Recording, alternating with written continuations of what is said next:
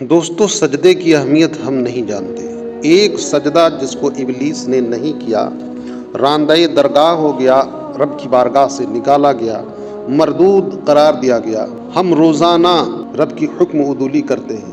5 وقت کی نماز فرائض و واجبات میں 40 سجدے جو ہم چھوڑ رہے ہیں. بتائیں کہ قیامت کے دن کون سا منہ لے کر رب کی بارگاہ میں ہم جائیں گے. دوستو ایک سجدہ نہ کرنے کی بنیاد پر رب نے اپنی بارگاہ سے مردود قرار دے کے نکال دیا.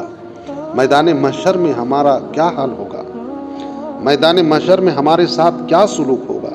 خدارا اب بھی وقت ہے، اپنے گناہوں سے توبہ کیجیے اور سجدوں سے اپنے پیشانی کو سجا لیجیے. مولا ہمیں عمل کی توفیق عطا فرمائے. انشاءاللہ حیات باقی رہی تو پھر ایک نئی ویڈیو کے ساتھ حاضر آؤں گا. اس طرح کی دینی اور اچھی ویڈیوز بر وقت پانے کے لیے مجھے فیس بک، انسٹاگرام اور ٹیلی گرام میں فالو کریں. میرے یوٹیوب چینل روحانی غذا کو سبسکرائب کریں، بیل آئیکن آل پر پریس کریں. خدا حافظ، فی امان اللہ. السلام علیکم ورحمۃ اللہ تعالی وبرکاتہ.